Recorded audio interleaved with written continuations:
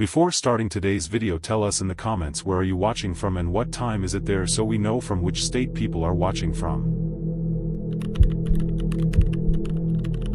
Imagine standing alone in a field at 2 in the morning. No wind. No crickets. Just the kind of silence that presses against your eardrums like water. And then from inside a barn that has been empty for over 60 years you hear the unmistakable sound of someone dragging a heavy chain across a wooden floor. That is exactly what happened to a man named Daniel Reyes on a warm September night in 2019 in the rural outskirts of Hollister, California. And it was only the beginning of what would become one of the most documented paranormal accounts in San Benito County history. The barn that Daniel stumbled upon that night was not just any forgotten structure. It sat on the edge of what had once been the Vasquez family homestead. A sprawling cattle ranch that operated from the 1880s all the way through the early 1940s. The Vasquez family were among the first settlers of Mexican Californian descent to legally hold land in the region after the California Land Act of 1851 reshaped property rights across the state. They were hard-working people. 3 generations of ranchers who built their lives around that land. That soil. Those animals. The barn itself was constructed in 1891. A massive 2-story structure with a gambrel roof, hand-cut timber framing, and a wide hay loft that could store several tons of feed. Old county records describe it as one of the finest agricultural structures in the region at the time it was built. But by 1943 the Vasquez name had all but vanished from the land records. The details of what happened are murky, pieced together from old newspaper clippings, court documents, and the oral histories passed down through nearby families. What is known is this. In the spring of 1942 the youngest son of the family, a man named Esteban Vasquez, died inside that barn under circumstances that were never fully explained. The coroner at the time ruled it an accident, a fall from the hay loft. But neighbors whispered otherwise. There had been a dispute, they said. A violent argument over water rights with an Anglo rancher who lived 2 properties over. Esteban had threatened to go to the county officials. He never got the chance. Whether his death was truly accidental or something more sinister has never been officially determined. But the land changed hands within a year of his death. And the barn sat empty ever since. Daniel Reyes was not a ghost hunter. He was not a paranormal investigator or a thrill seeker looking for content to post online. He was a 34-year-old surveyor working a contract job, mapping out potential development parcels in the area. He had been driving back from a late site visit when his truck developed a flat tire on the county road that ran alongside the old property. He pulled over, got out, and in the beam of his flashlight he saw the barn sitting about 100 yards off the road in a field of dead grass and rusted barbed wire. He later described it as looking like something that belonged in a dream. Enormous, dark, lopsided, with one of its upper doors hanging open at a strange angle, like a broken jaw. He told me the story himself, and I want you to hear it as close to his own words as possible. He said I was not going near the place. I just needed to change my tire. I had my spare out and I was working the jack when I heard it. This sound. Like something metal being dragged. Slow. Deliberate. From inside the barn. I stopped what I was doing and I just listened. And it stopped too. Like whatever it was, it knew I was listening. He paused in our conversation. And even over the phone I could hear the shift in his voice. He said then it started again. Closer to the wall. Like it was walking toward me. Daniel finished changing the tire faster than he ever had in his life. He threw the flat in the truck bed, climbed in, and locked the doors. He sat there for a moment with the engine running, telling himself it was an animal. A raccoon maybe. A possum dragging something across the floor. That is what a rational person tells themselves. But Daniel is a practical man. A man who works with measurements and facts for a living. And something about that sound did not sit right with him. It was too rhythmic. Too intentional. Too human. He drove away without looking back. But the sound stayed in his head for weeks. 3 weeks later Daniel came back. He had done some research by then. Found out about the Vasquez family. About Esteban. About the unsolved nature of the death. He brought a friend named Marcus who had some experience with paranormal investigations and owned a basic EVP recorder and a thermal imaging camera. They arrived at sunset and waited until full dark before approaching the barn. The structure was worse up close than it had looked from the road. The wood was black with decades of moisture and sun damage. And entire sections of the lower wall had rotted away, leaving gaps like missing teeth. The smell inside was overwhelming. Old hay. Animal decay. And something else. Something sweet and chemical that neither of them could identify. Marcus started the EVP recorder while Daniel swept the thermal camera around the interior. The ground floor was empty except for old farm equipment. A rusted plow. The remains of wooden stalls. And a length of thick chain coiled in the corner near the far wall. When Daniel pointed the camera at the chain he stopped walking. The thermal reading showed the chain was warmer than its surroundings. Not by much. A few degrees. But enough to register clearly on the display. He described it as looking like the chain had just been held by a warm hand and recently set down. In a barn that had no heat source and had not been occupied in decades. Then Marcus called out from near the loft ladder. His voice was low and controlled. But Daniel could hear the tension in it. He said, "Danny, come look at this." On the wooden beam above the base of the ladder carved deep into the grain were the initials E.V. and a date.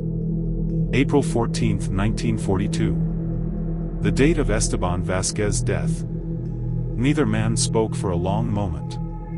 And then the EVP recorder, which had been running silently, emitted a burst of static followed by something that when they played it back later at home sounded unmistakably like a voice saying one word in Spanish. Cadence. Stay. Now I want to be fair here. There are rational explanations for each of these individual events. The chain could have been warm due to an unusual concentration of sunlight that had passed through a gap in the roof earlier that day. The carved initials could have been made by anyone at any point. E.V. are common enough initials. And EVP recordings are notoriously unreliable. The human brain is wired to find patterns in noise. A phenomenon called pareidolia.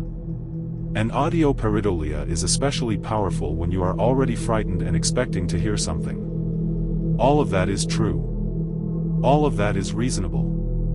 But the thermal camera footage was reviewed by 2 separate technicians who confirmed the anomalous reading was not an artifact of the equipment. And the word on the recording cadence was identified and confirmed by a native Spanish speaker who was not told where the recording came from or what they were listening for. Daniel and Marcus left that night without incident. But Marcus returned alone one more time 2 months later. He did not tell Daniel he was going. He went in the early morning just before dawn because he had been reading about the history of the property and had found something in an old land dispute document archived at the county courthouse. A statement written by a neighboring rancher in 1943 as part of a property claim contained a single haunting line. "The Vasquez boy is still in that barn. I have seen the light. I have heard him walking at night. God help whoever buys that land." Marcus wanted to see for himself. Marcus only spoke about what happened next once in a recorded conversation that he later shared with a small online paranormal community before deleting the post. According to that recording, he entered the barn just as the sky was beginning to lighten. He climbed the ladder to the hayloft carrying his camera.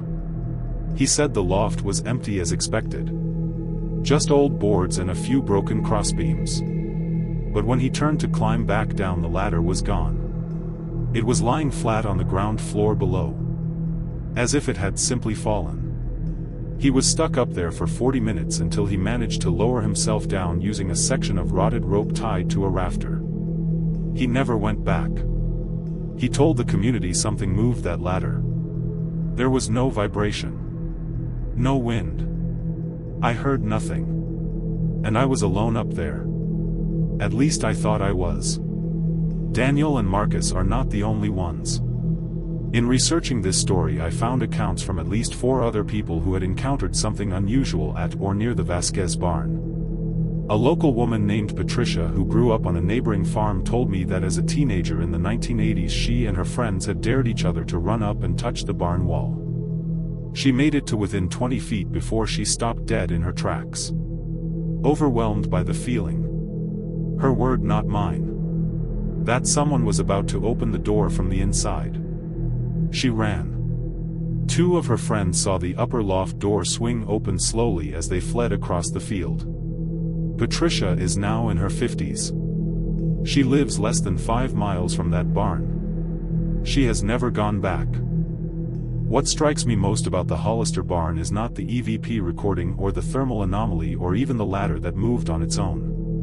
What strikes me is the human tragedy underneath it all. A young man died in that barn. Whether by accident or by violence, he died there far too young under circumstances that robbed his family of their land and their legacy. If there is something still present in that structure, something that lingers in the dark between those rotting walls, maybe it is not trying to terrify anyone. Maybe it is just a man who never got justice. A man who is still waiting to be heard. The Vasquez barn still stands today. Barely.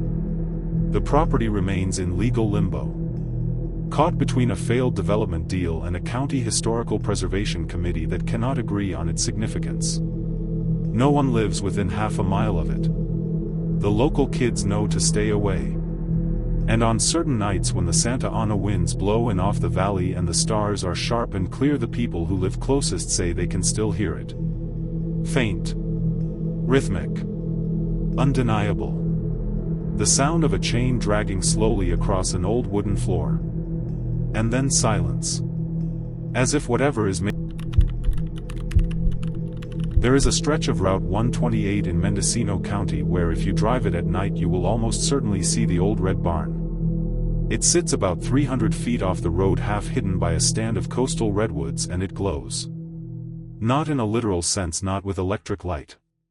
But locals describe it as having a quality at night, a warmth, as if the building itself is somehow lit from within by something that left no visible source.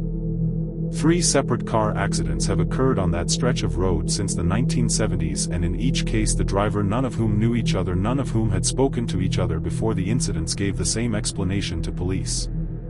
They said they saw a woman standing in the barn doorway and they swerved to avoid hitting her when she stepped out toward the road. The barn was built in 1904 by a Norwegian immigrant named Lars Hogland, who had come to Mendocino County to farm apples and hops during the region's agricultural boom. He painted it red because that was what his family had done in Norway, red ochre paint mixed with linseed oil, a tradition going back generations. The barn was large, well made, and served as the heart of a thriving small operation for nearly 4 decades.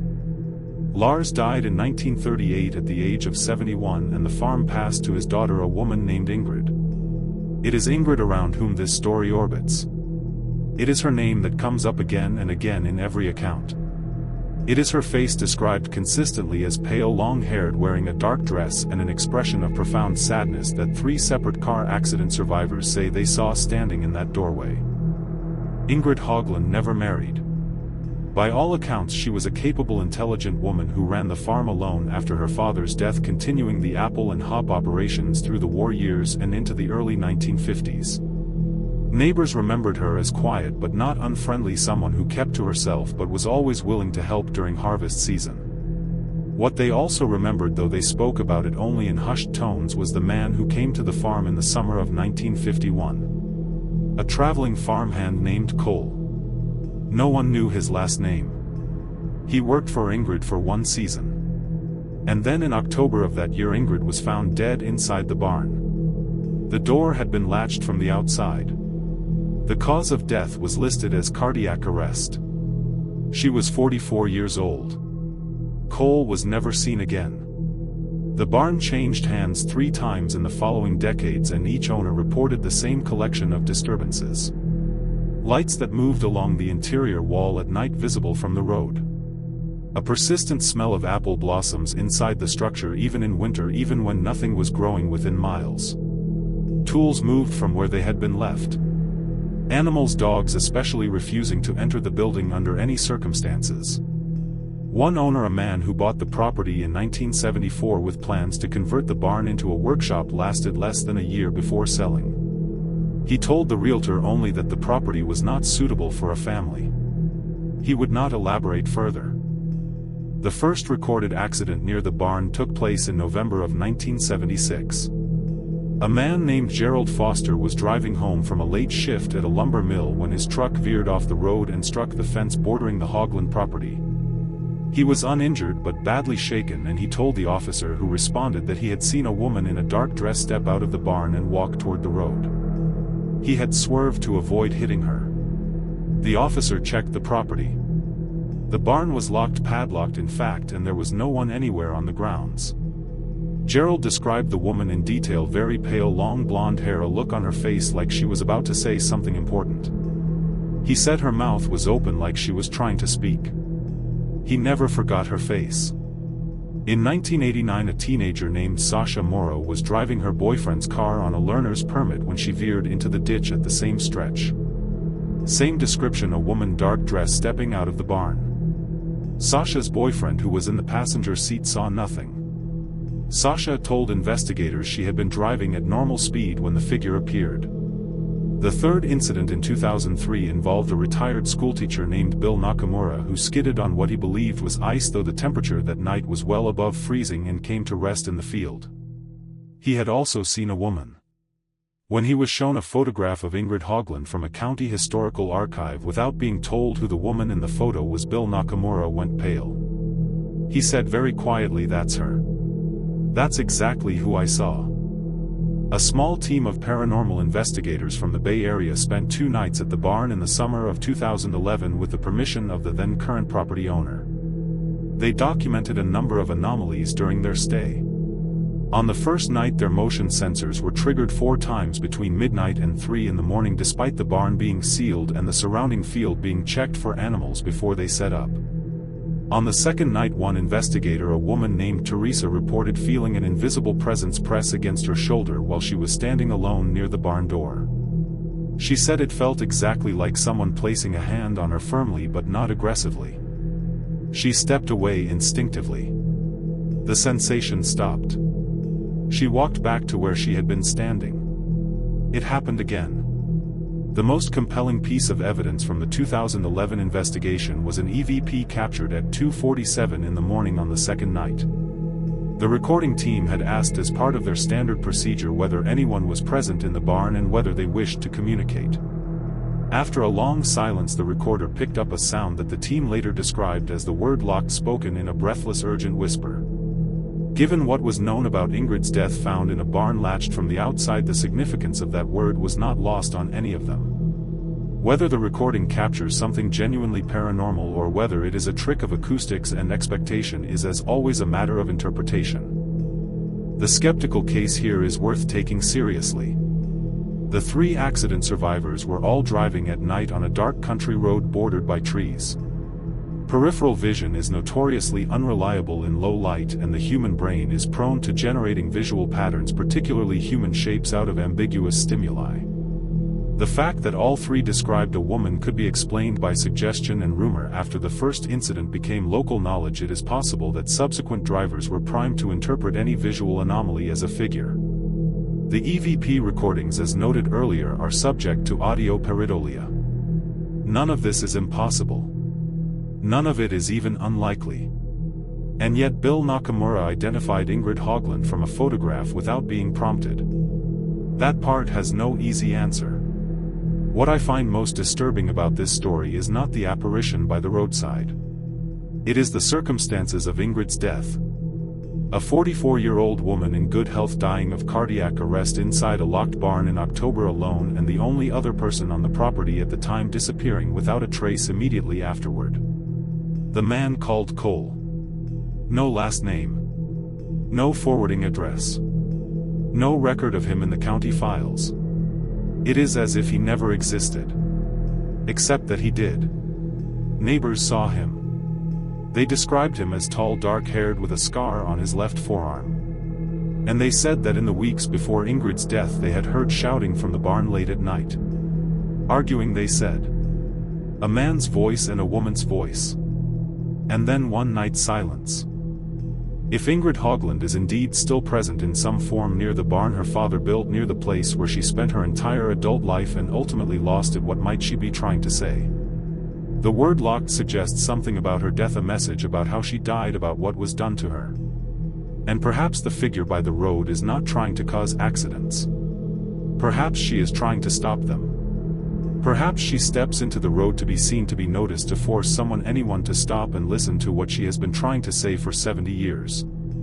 The red barn of Route 128 still stands. It is privately owned and not accessible to the public. The current owners, a family from the Bay Area who use the property as a weekend retreat, have never spoken publicly about their experiences there, though neighbors say they have seen the family's car parked on the road on multiple occasions outside the property, not inside it, in the middle of the night. As if they drove out to the barn and then thought better of going in. The road itself has been given an unofficial name by locals. They call it Ingrid's Mile. And on dark autumn nights they drive it. In the summer of 2015, a documentary filmmaker named Priya Chandran spent 3 nights alone in an abandoned barn in the eastern San Joaquin Valley, filming what she believed would be a quiet meditation on rural decay and the vanishing family farm. She came back with 22 hours of footage, a broken camera lens, and a 7-minute recording that she has refused to release publicly, that she has played for only 3 people in her life, and that all 3 of those people have described independently with nearly identical language as the most frightening thing they have ever heard. Priya herself does not watch it anymore. She says she cannot. She says that when she does, she hears her own name in the background said in a voice that is not hers. The barn stands on what was once the Delacroix farm, established in 1899 by a French Creole family who had migrated from Louisiana following a series of devastating floods that destroyed their property there. The patriarch, a man named Armand Delacroix, had heard that the San Joaquin Valley was the promised land for farmers, rich soil, dependable irrigation, a growing market. He was not wrong exactly, but the land he purchased was harder than he had been led to believe, and the first decade was a constant struggle. By the 1910s the farm had stabilized, and the Delacroix family became known throughout the region as cotton and almond growers of some repute. The barn was the oldest structure on the property, built before the house, as was common at the time, because the animals needed shelter before the family did. In 1931, at the height of the Dust Bowl era, the Delacroix farm was hit by a series of compounding disasters. A blight destroyed the almond crop. A flash flood in the early spring killed most of the livestock. And in August of that year, Armand's wife Marie vanished. She was here one morning, neighbors said, and then she was not. Armand reported her missing to the county sheriff. A search was conducted. She was never found. Armand died 2 years later, apparently of grief and alcohol, and the farm limped along under the management of his eldest son before being sold off in pieces during the Depression. The barn, too far from the road to be practical for the new owners, was simply abandoned. And that is where it has sat for nearly a century, in the flat heat of the valley, surrounded by cotton fields that belong to an agricultural conglomerate that has no interest in the old structure. Priya Chandran arrived at the barn on a Thursday afternoon in July with a small production kit, 2 cameras, a directional microphone, a portable audio recorder, a sleeping bag, and enough food and water for 4 days. She had obtained access through a land use agreement with the conglomerate, framed as a documentary project about historical preservation. She was entirely alone. She had told her partner where she was going and checked in by phone each evening. The first day and night were uneventful, she said, hot, boring, and peaceful in the way that vast empty places can be peaceful. She filmed the interior of the barn, the shafts of light through the broken boards, the nests of swallows in the rafters, the smooth worn wood of the old stalls where horses had stood for decades. On the second night she woke at approximately 3 in the morning to the sound of whispering. She told me this story over coffee in her apartment in Oakland, and I could see that even years later the memory had a physical effect on her. She described the whispering as constant, layered, like multiple voices speaking simultaneously but too quietly to make out individual words. She grabbed her recorder and pointed it at the darkness. The whispering continued for approximately 4 minutes and then stopped abruptly. She did not sleep again that night. In the morning she played back the recording. The whispering was there. She had not imagined it. It was real, and it was in the room with her, and it was saying something that she could not quite make out. She spent 4 hours that day trying to isolate and amplify the audio. That was when she first heard her name. She did not tell anyone about this immediately. She went back in on the third night, this time with both cameras running and the directional microphone pointed at the center of the room. She set everything up, positioned herself in the corner and waited. At 1:17 in the morning the whispering started again. It lasted 11 minutes this time. And when she played it back at dawn, sitting outside in the growing heat with her headphones in, she heard not just her name but a sentence fragmented, broken by static and gaps, but unmistakable. The words, as best as she has been able to reconstruct them, were, "She is still here. Under the floor. She has been waiting. She wants to go home." Priya took this to a paranormal researcher named Dr. Franklin Yee at UC Davis, who listened to the recording and conducted his own acoustic analysis. He confirmed that the sounds were not consistent with known environmental or mechanical sources, not insects, not wind, not structural settling. He could not explain them. More significantly, the phrase "under the floor" prompted Priya to reach out to a local historical society, who in turn connected her with an elderly man named Walter Briones, whose grandfather had been a farmhand on the Delacroix property in the 1930s. Walter had a story that his grandfather had told him only once late in life after a great deal of whiskey. He said that Armand Delacroix, after Marie disappeared, had gone mad with grief. He had ripped up a section of the barn floor. Walter's grandfather did not know why. He had been told to leave the property that day and not come back until called. I want to be very careful here, because we are entering territory that is genuinely disturbing in a way that goes beyond ghost stories. If the recording's words are taken at face value, and I am not saying they should be, I am not saying this is what happened, they raise a terrible question about what actually became of Marie Delacroix. Whether she truly vanished of her own accord, or whether she disappeared because someone on that farm ensured she would never be found. No investigation was ever conducted into the interior of the barn. No one has ever looked under the floor. The structure is on private land. And the company that owns the land has shown no interest in historical investigation of any kind. The rational mind wants to push back on all of this, and it should. The whispering could be infrasound, low-frequency sound waves produced by wind or nearby industrial equipment that is known to cause auditory hallucinations and feelings of unease. The pattern that Priya perceived as words could be apophenia, the tendency to impose meaning on random stimuli. The coincidence of Walter Briones' story about the barn floor could be exactly that, a coincidence, a fragment of family folklore that happens to rhyme uncomfortably with an audio recording. All of these explanations are possible.